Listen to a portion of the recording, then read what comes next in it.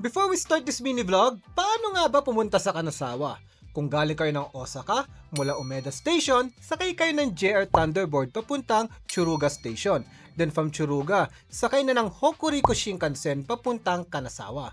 Around 9,400 yen ang fare. Kung from Tokyo naman, diretso na from Tokyo Station, sakay lang ng Hokuriku Shinkansen papunta sa Kanazawa Station. Mga 14,000 yen ang pamasahe.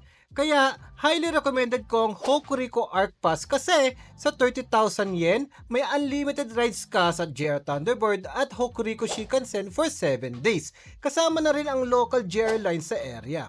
Mas makakatipid ka pa, lalo na kung bibili mo sa Klook at gagamitin mo ang promo code kong SORALKLOOK for an added discounts. Okay, let's start this mini vlog. Dito sa Kanazawa, mas maluwag yung hotel namin. Ayan, unlike dito sa Osaka. Tapos, ito yung view. Ayun, may nagme-makeup pa, oh. Ayan. So, ito yung view. Tada! Autumn foliage. Ganda. Day 2 ng JR Pass and we are going to Toyama from Kanazawa. Yung day 1, grabe pala yung sinag ng araw sa mukha ko. Speaking of day 1, so pumunta lang kami from Osaka to Kanazawa. Then nagpahinga na kasi medyo umulan eh. From Toyama, we will be going to the Alpine route. So sana magawa namin yun dahil gusto nito makakita ng snow eh. So let's go!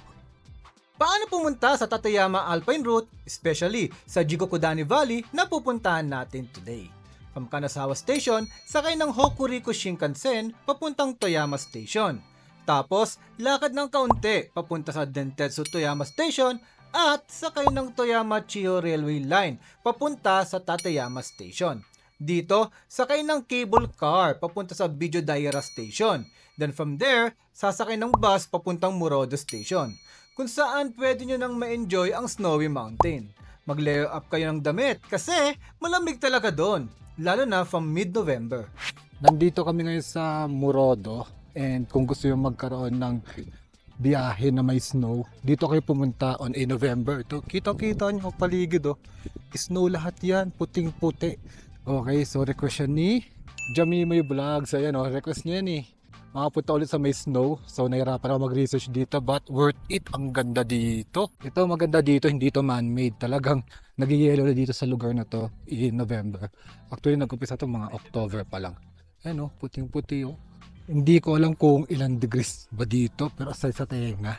And yung outfit namin pang city look lang eh, pang mga saparo. Iba pag nasa Alps, pag humangin, gravity. You know, look at that view. Wow.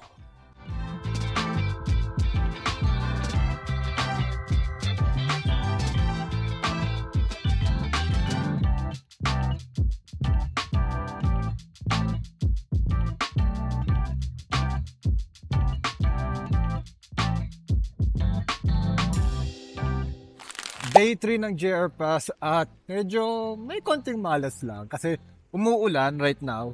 So, ang balak sana namin ngayon is Kanazawa pa rin. Dito kasi yung parang home base namin before we go out to other places eh. Then, lilibot sana kami kaso mukhang hindi na. Kaya mag-alala tayo, JR Station hopping. Yun nga, bago kami nag-explore sa Kanazawa, nag-stop over muna kami sa isang Shinkansen station para masulit yung JR Pass. Napadpad kami dito sa Takaoka, kaso medyo umuulan kaya chill lang kami sa mall. Ito yung kagandahan ng may JR Pass. Pwede kang gumala anytime, anywhere, basta covered ang pass mo. Grabe, ingat kayo dito sa may papuntang Kanazawa Castle.